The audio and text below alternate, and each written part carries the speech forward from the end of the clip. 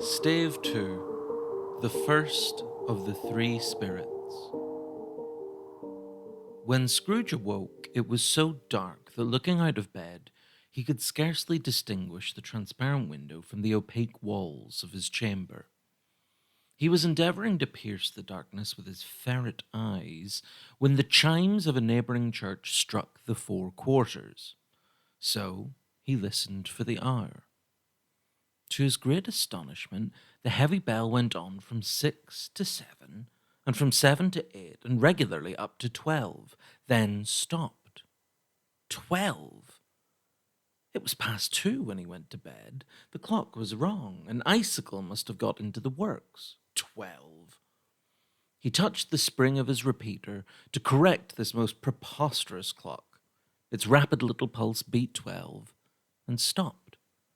"Why, it isn't possible," said Scrooge, "that I can have slept through a whole day and far into another night. It isn't possible that anything has happened to the sun, and this is 12 at noon." The idea being an alarming one, he scrambled out of bed and groped his way to the window. He was obliged to rub the frost off with the sleeve of his dressing gown before he could see anything, and could see very little then. All he could make out was that it was still very foggy and extremely cold, and there was no noise of people running to and fro and making a great stir, as there unquestionably would have been if night had beaten off bright day and taken possession of the world. This was a great relief, because 3 days after sight of this first of exchange pay to Mr. Ebenezer Scrooge or his order, and so forth, would have become a mere United States security if there were no days to count by. Scrooge went to bed again and thought and thought and thought it over and over and over, and could make nothing of it. The more he thought, the more perplexed he was, and the more he endeavoured not to think, the more he thought. Marley's ghost bothered him exceedingly. Every time he resolved within himself, after mature inquiry, that it was all a dream, his mind flew back again, like a strong spring released, to its first position, and presented the same problem to be worked all through. Was it a dream or not? Scrooge lay in this state until the chime had gone 3 quarters more, when he remembered on a sudden that the ghost had warned him of a visitation when the bell tolled 1. He resolved to lie awake until the hour was past, and considering that he could no more go to sleep than to go to heaven, this was perhaps the wisest resolution in his power. The quarter was so long that he was more than once convinced he must have sunk into a doze unconsciously and missed the clock. At length it broke upon his listening ear. Ding dong. "A quarter past," said Scrooge, counting. "Ding dong." "Half past," said Scrooge. "Ding dong." "A quarter to it," said Scrooge. "Ding dong." "The hour itself," said Scrooge triumphantly, "and nothing else." He spoke before the hour bell sounded, which it now did with a deep, dull, hollow, melancholy 1. Light flashed up in the room upon the instant, and the curtains of his bed were drawn. The curtains of his bed were drawn aside, I tell you, by a hand. Not the curtains at his feet, nor the curtains at his back, but those to which his face was addressed. The curtains of his bed were drawn aside, and Scrooge, starting up into a half-recumbent attitude, found himself face to face with the unearthly visitor who drew them. As close to it as I am now to you, and I am standing in the spirit at your elbow.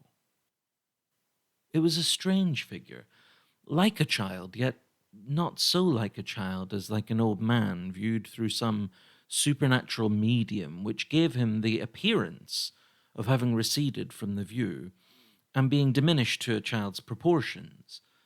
Its hair, which hung about its neck and down its back, was white as if with age, and yet the face had not a wrinkle on it, and the tenderest bloom was on the skin.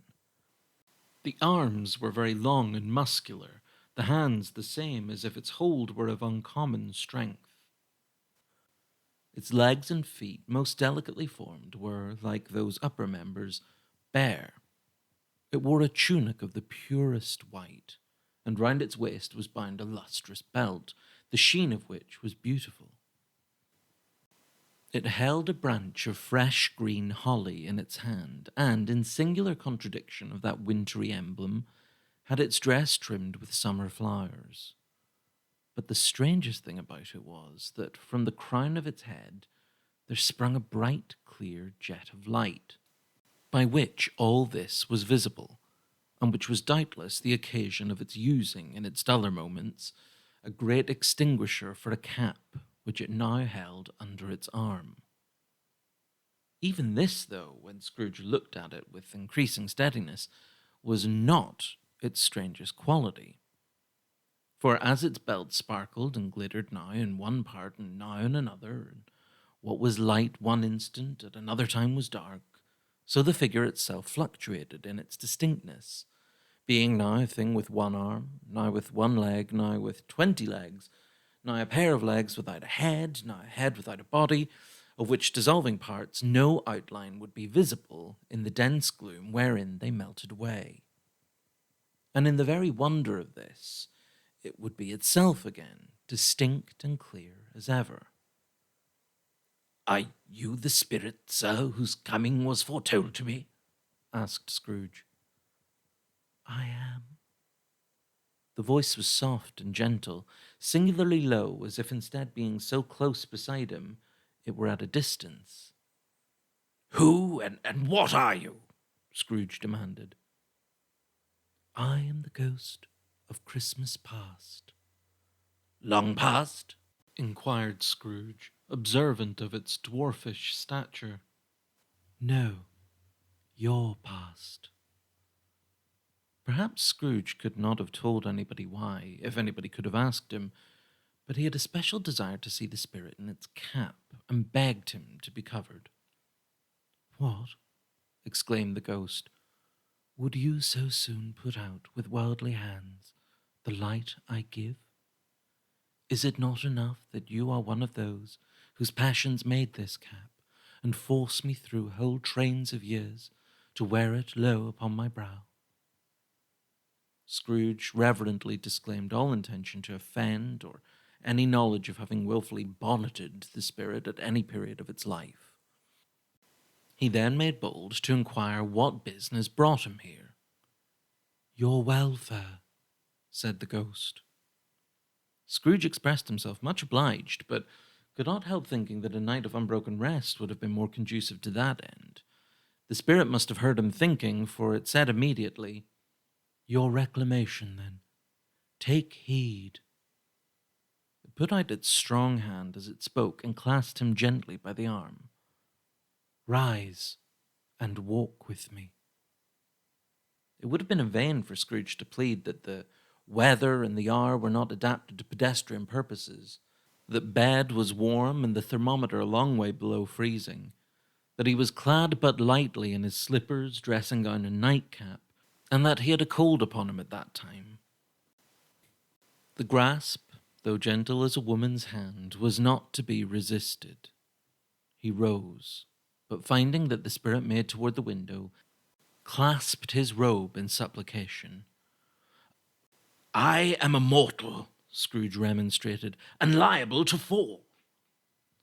"Bear but a touch of my hand, there," said the spirit, laying it upon his heart, "and you shall be upheld in more than this." As the words were spoken, they passed through the wall and stood upon an open country road, with fields on either hand. The city had entirely vanished. Not a vestige of it was to be seen. The darkness and the mist had vanished with it, for it was a clear, cold winter day, with snow upon the ground. "Good heaven!" said Scrooge, clasping his hands together as he looked about him. "I was bred in this place. I was a boy here." The spirit gazed upon him mildly. Its gentle touch, though it had been light and instantaneous, appeared still present to the old man's sense of feeling. He was conscious of 1,000 odors floating in the air, each one connected with 1,000 thoughts and hopes and joys and cares long, long forgotten. "Your lip is trembling," said the ghost. "And what is that upon your cheek?" Scrooge muttered with an unusual catching in his voice that it was a pimple, and begged the ghost to lead him where he would. "You recollect the way?" inquired the spirit. "Remember it?" cried Scrooge with fervour. "I could walk it blindfold." "Strange to have forgotten it for so many years," observed the ghost. "Let us go on." They walked along the road, Scrooge recognizing every gate and post and tree, until a little market town appeared in the distance, with its bridge, its church, and winding river.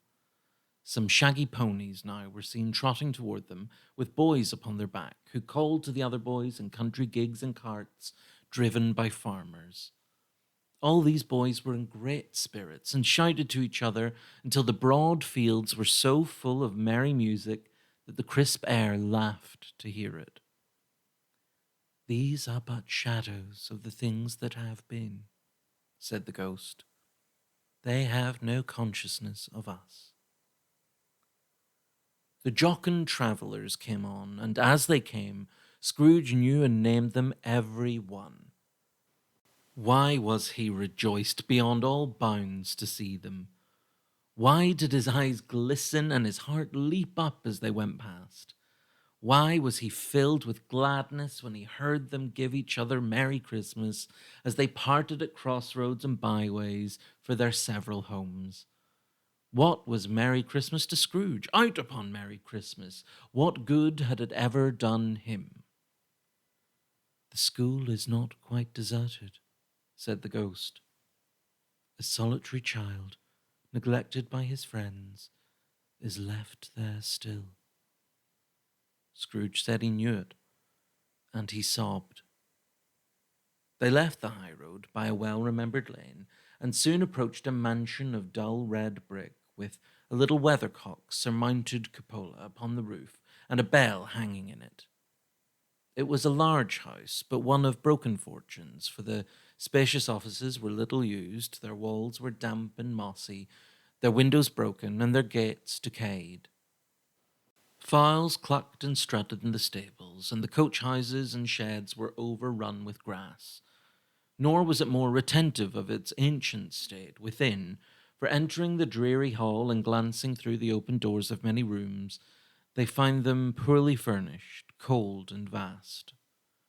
There was an earthy savour in the air, a chilly bareness in the place, which associated itself somehow with too much getting up by candlelight and not too much to eat. They went, the ghost and Scrooge, across the hall to a door at the back of the house. It opened before them and disclosed a long, bare, melancholy room, made barer still by lines of plain deal forms and desks. At one of these, a lonely boy was reading near a feeble fire, and Scrooge sat down upon a form and wept to see his poor forgotten self as he used to be. Not a latent echo in the house, not a squeak and scuffle from the mice behind the panelling, not a drip from the half-thawed water-spout in the dull yard behind, not a sigh among the leafless boughs of one despondent poplar, not the idle swinging of an empty storehouse door, no, not a clicking in the fire, but fell upon the heart of Scrooge with a softening influence, and gave a freer passage to his tears. The spirit touched him on the arm, and pointed to his younger self, intent upon his reading. Suddenly a man in foreign garments, wonderfully real and distinct to look at, stood outside the window with an axe stuck in his belt, and leading by the bridle an ass laden with wood. "Why, it's Ali Baba!" Scrooge exclaimed in ecstasy. It's dear old honest Ali Baba. Yes, yes, I know. One Christmas time, when yonder solitary child was left here all alone, he did come for the first time, just like that, poor boy. And Valentine, said Scrooge, his wild brother, Orson, there they go. And what's his name, who was put down in his drawers asleep at the gate of Damascus? Don't you see him? And the Sultan's groom turned upside down by the genie. There he is upon his head. Serve him right. I'm glad of it.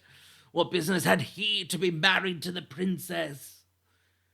To hear Scrooge expending all the earnestness of his nature on such subjects, in a most extraordinary voice between laughing and crying, and to see his heightened and excited face, would have been a surprise to his business friends in the city indeed.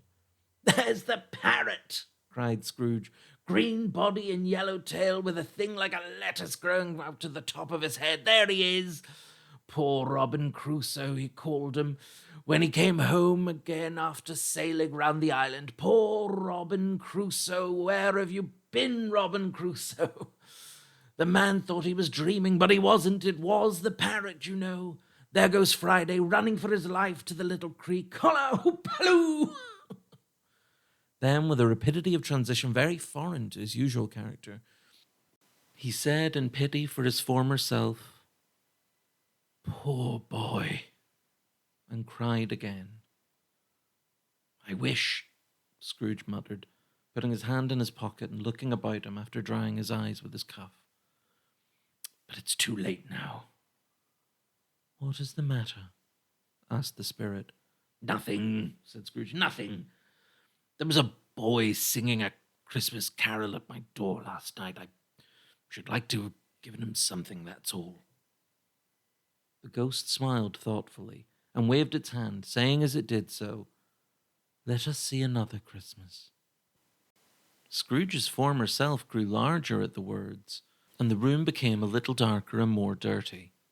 The panels shrunk, the windows cracked, fragments of plaster fell out of the ceiling, and the naked laths were shown instead. But how all this was brought about, Scrooge knew no more than you do. He only knew that it was quite correct, that everything had happened so, that there he was, alone again, when all the other boys had gone home for the jolly holidays. He was not reading now, but walking up and down despairingly. Scrooge looked at the ghost, and, with a mournful shaking of his head, glanced anxiously towards the door. It opened, and a little girl, much younger than the boy, came darting in, and putting her arms about his neck and often kissing him, addressed him as her dear, dear brother. I have come to bring you home, dear brother, said the child, clapping her tiny hands and bending down to laugh. To bring you home, home, home. Home, little Fan, returned the boy. Yes, said the child, brimful of glee. Home for good and all, home forever and ever. Father is so much kinder than he used to be, that home's like heaven. He spoke so gently to me one dear night when I was going to bed that I was not afraid to ask him once more if you might come home, and he said yes, you should, and sent me in a coach to bring you. And you're to be a man, said the child, opening her eyes, and are never to come back here. But first, we're going to be together all the Christmas long and have the merriest time in the world. You are quite a woman, little Fan, exclaimed the boy. She clapped her hands and laughed, and tried to touch his head, but being too little, laughed again, and stood on tiptoe to embrace him. Then she began to drag him in her childish eagerness towards the door, and he, nothing loth to go, accompanied her. A terrible voice in the hall cried, Bring down Master Scrooge's box there. And in the hall appeared the schoolmaster himself, who glared on Master Scrooge with a ferocious condescension, and threw him into a dreadful state of mind by shaking hands with him. He then conveyed him and his sister into the veriest old well of a shivering best parlour that was ever seen, where the maps upon the wall and the celestial and terrestrial globes in the windows were waxy with cold. Here he produced a decanter of curiously light wine, and a block of curiously heavy cake, and administered installments of these dainties to the young people, at the same time sending out a meagre servant to offer a glass of something to the postboy, who answered that he thanked the gentleman, but if it was the same tap as he had tasted before, he had rather not. Master Scrooge's trunk being by this time tied onto the top of the chaise, the children bade the schoolmaster goodbye right willingly, and getting into it drove gaily down the garden sweep, the quick wheels dashing the hoar frost and snow from off the dark leaves of the evergreens like spray. "Always a delicate creature, whom a breath might have withered," said the ghost, "but she had a large heart." "So she had," cried Scrooge. "You're right. I will not gainsay it, Spirit. God forbid." "She died a woman," said the ghost, "and had, as I think, children." "One child," Scrooge returned. "True," said the ghost. "Your nephew." Scrooge seemed uneasy in his mind and answered briefly, "Yes." Although they had but that moment left the school behind them, they were now in the busy thoroughfares of a city, where shadowy passengers passed and repassed, where shadowy carts and coaches battled for the way, and all the strife and tumult of a real city were. It was made plain enough by the dressing of the shops that here too it was Christmas time again, but it was evening, and the streets were lighted up. The ghost stopped at a certain warehouse door, and asked Scrooge if he knew it. "Know it?" said Scrooge. "Was I apprenticed here?" They went in. At the sight of an old gentleman in a Welsh wig, sitting behind such a high desk that if he had been 2 inches taller, he must have knocked his head against the ceiling, Scrooge cried in great excitement, "Why, it's old Fezziwig! Bless his heart, it's Fezziwig alive again!" Old Fezziwig laid down his pen and looked up at the clock, which pointed to the hour of 7. He rubbed his hands, adjusted his capacious waistcoat, laughed all over himself from his shoes to his organ of benevolence, and called out in a comfortable, oily, rich, fat, jovial voice, "Yo-ho there, Ebenezer! Dick!" Scrooge's former self, now grown a young man, came briskly in, accompanied by his fellow prentice. "Dick Wilkins, to be sure," said Scrooge to the ghost. "Bless me, yes, there he is. He was very much attached to me, was Dick. Poor Dick, dear, dear." "Yo-ho, my boys," said Fezziwig. "No more work tonight. Christmas Eve, Dick. Christmas, Ebenezer. Let's have the shutters up," cried old Fezziwig, with a sharp clap of his hands, "before a man can say Jack Robinson." You wouldn't believe how those two fellows went at it. They charged into the street with the shutters, 1, 2, 3, had 'em up in their places, 4, 5, 6, barred 'em and pinned 'em, 7, 8, 9, and came back before you could have got to 12, panting like racehorses. "Hilly-ho!" cried old Fezziwig, skipping down from the high desk with wonderful agility. "Clear away, my lads, and let's have lots of room here. Hilly-ho, Dick! Cheer up, Ebenezer!" Clear away. There was nothing they wouldn't have cleared away, or couldn't have cleared away with old Fezziwig looking on. It was done in a minute. Every movable was packed off as if it were dismissed from public life forevermore. The floor was swept and watered, the lamps were trimmed, fuel was heaped upon the fire, and the warehouse was as snug and warm and dry and bright a ballroom as you would desire to see upon a winter's night. In came a fiddler with a music book, and went up to the lofty desk and made an orchestra of it, and tuned like 50 stomach aches.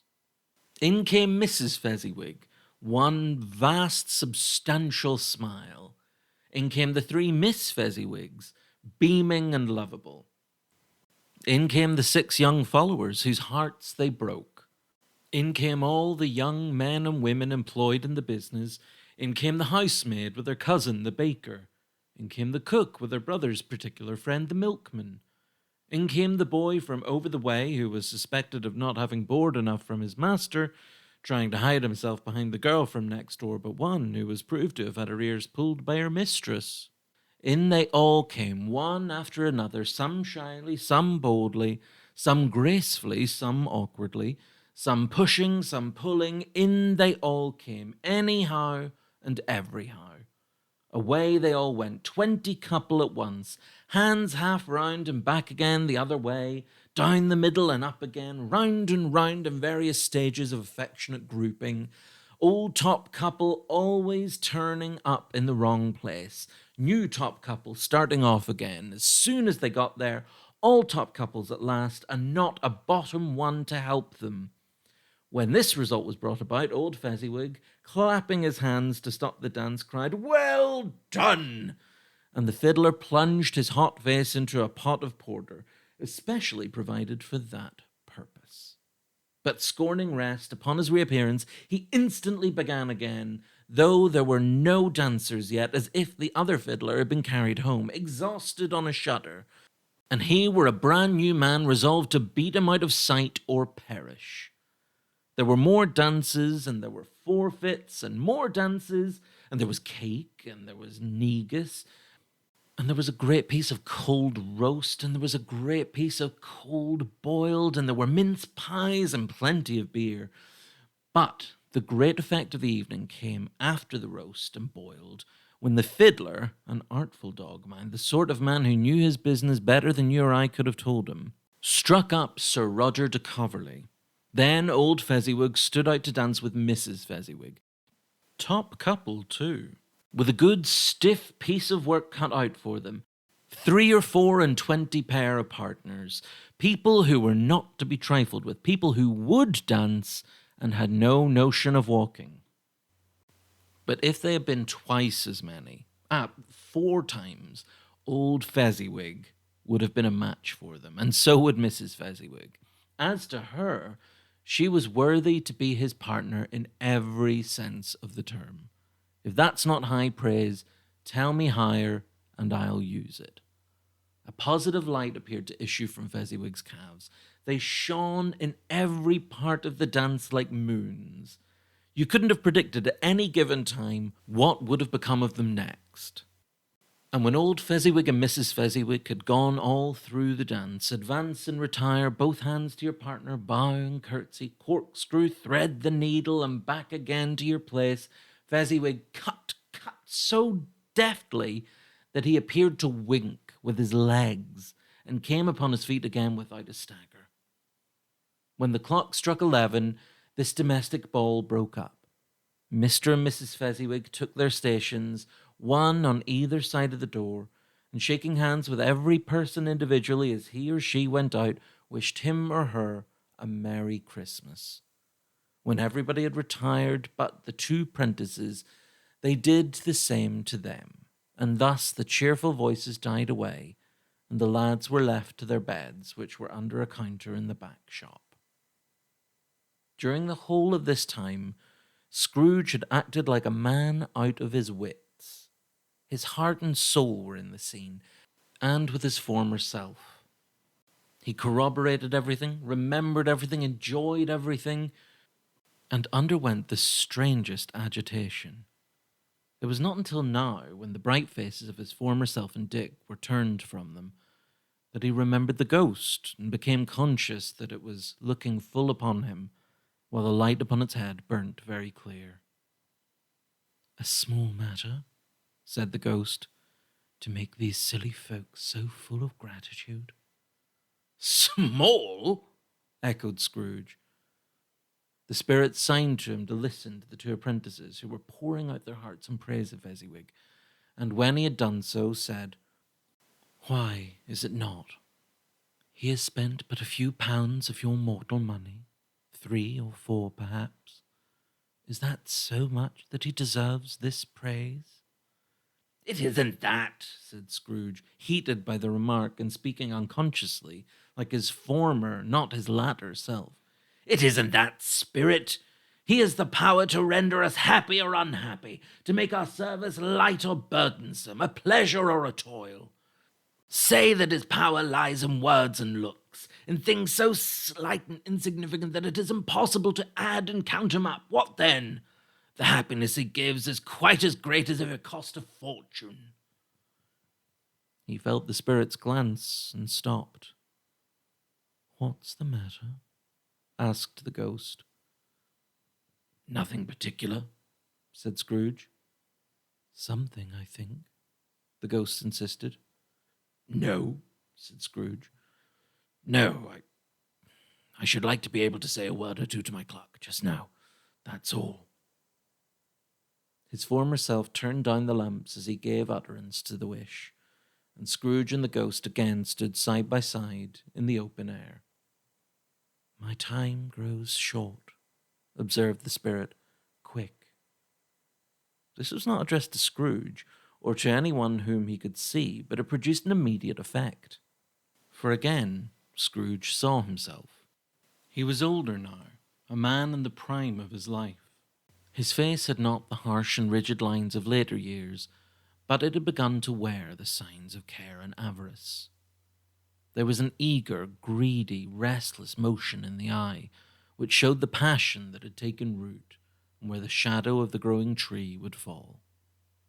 He was not alone, but sat by the side of a fair young girl in a mourning dress, in whose eyes there were tears, which sparkled in the light that shone out of the ghost of Christmas past. It matters little, she said softly. To you, very little. Another idol has displaced me, and if it can cheer and comfort you in time to come, as I would have tried to do, I have no just cause to grieve. What idol has displaced you? He rejoined. A golden one. This is the even-handed dealing of the world, he said. There is nothing on which it is so hard as poverty, and nothing it professes to condemn with such severity as the pursuit of wealth. You fear the world too much, she answered gently. All your other hopes have merged into the hope of being beyond the chance of its sordid reproach. I have seen your nobler aspirations fall off one by one until the master passion, gain, engrosses you, have I not? What then? He retorted. Even if I have grown so much wiser, what then? I'm not changed toward you. She shook her head. Am I? Our contract is an old one. It was made when we were both poor and content to be so until, in good season, we could improve our worldly fortune by our patient industry. You are changed. When it was made, you were another man. I was a boy, he said impatiently. Your own feeling tells you that you are not what you are, she returned. I am. That which promised happiness when we were one in heart is fraught with misery now that we are two. How often and how keenly I have thought of this, I will not say. It is enough that I have thought of it and can release you. Have I ever sought release? In words, no, never. In what, then? In a changed nature, in an altered spirit, in another atmosphere of life, another hope as its great end. In everything that made my love of any worth or value in your sight. If this had never been between us, said the girl, looking mildly but with steadiness upon him, tell me, would you seek me out and try to win me now? No. He seemed to yield to the justice of this supposition in spite of himself, but he said with a struggle, You think not? I would gladly think otherwise if I could, she answered. Heaven knows. When I have learned a truth like this, I know how strong and irresistible it must be. But if you were free today, tomorrow, yesterday, can even I believe that you would choose a dowerless girl? You who, in your every confidence with her, weigh everything by gain, or choosing her, if for a moment you were false enough to your one guiding principle to do so. Do I not know that your repentance and regret would surely follow? I do. and I release you, with a full heart for the love of him you once were." He was about to speak, but with her head turned from him, she resumed. "You may, the memory of what is past half makes me hope you will, have pain in this, a very, very brief time, and you will dismiss the recollection of it gladly as an unprofitable dream from which it happened well that you awoke. May you be happy in the life you have chosen." She left him, and they parted. "Spirit," said Scrooge, "show me no more. Conduct me home. Why do you delight to torture me?" "One shadow more," exclaimed the ghost. "No more," cried Scrooge. "No more. I don't wish to see it. Show me no more." But the relentless ghost pinioned him in both arms and forced him to observe what happened next. They were in another scene and place, a room not very large or handsome, but full of comfort. Near to the winter fire sat a beautiful young girl, so like the last that Scrooge believed it was the same until he saw her, now a comely matron, sitting opposite her daughter. The noise in this room was perfectly tumultuous, for there were more children there than Scrooge in his agitated state of mind could count, and unlike the celebrated herd in the poem, they were not 40 children conducting themselves like one, but every child was conducting itself like 40. The consequences were uproarious beyond belief, but no one seemed to care. On the contrary, the mother and daughter laughed heartily and enjoyed it very much, and the latter, soon beginning to mingle in the sports, got pillaged by the young brigands most ruthlessly. What would I not have given to be one of them? Though I never could have been so rude. No, I wouldn't for the wealth of all the world have crushed that braided hair and torn it down, and for the precious little shoe I wouldn't have plucked it off, God bless my soul, to save my life. As to measuring her waist in sport as they did, bold young brood, I couldn't have done it. I should have expected my arm to have grown round it for punishment and never come straight again. And yet I should have dearly liked, I own, to have touched her lips, to have questioned her that she might have opened them, to have looked upon the lashes of her downcast eyes and never raised a blush, to have let loose waves of hair, an inch of which would be keepsake beyond price. In short, I should have liked, I do confess, to have had the lightest license of a child, and yet to have been man enough to know its value. But now a knocking at the door was heard, and such a rush immediately ensued that she, with laughing face and plundered dress, was borne towards it in the centre of a flushed and boisterous group, just in time to greet the father, who came home attended by a man laden with Christmas toys and presents. Then the shouting and the struggling and the onslaught that was made on the defenceless porter, the scaling him with chairs for ladders to dive into his pockets, to spoil him of brown paper parcels, hold on tight by his cravat, hug him round his neck, pommel his back, and kick his legs in irrepressible affection. The shouts of wonder and delight with which the development of every package was received. The terrible announcement that the baby had been taken in the act of putting a doll's frying pan into his mouth, and was more than suspected of having swallowed a fictitious turkey glued on a wooden platter. The immense relief of finding this a false alarm. The joy and gratitude and ecstasy. They are all indescribable alike.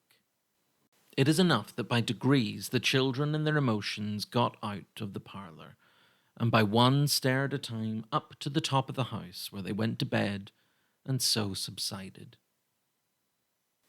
And now Scrooge looked on more attentively than ever, when the master of the house, having his daughter leaning fondly on him, sat down with her and her mother at his own fireside, and when he thought that such another creature, quite as graceful and as full of promise, might have called him father, and been a springtime in the haggard winter of his life, his sight grew very dim indeed.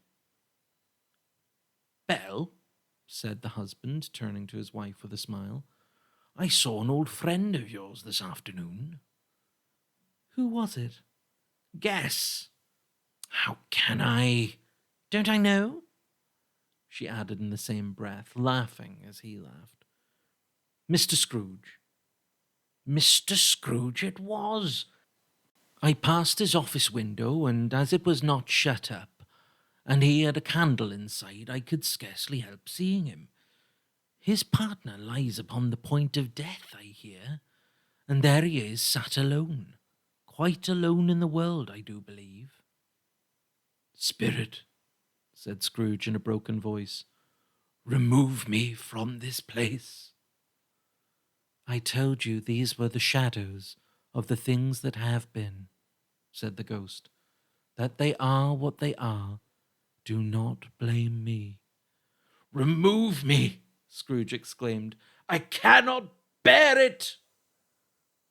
He turned upon the ghost, and seeing that it looked upon him with a face in which, in some strange way, there were fragments of all the faces it had shown him, wrestled with it. "Leave me!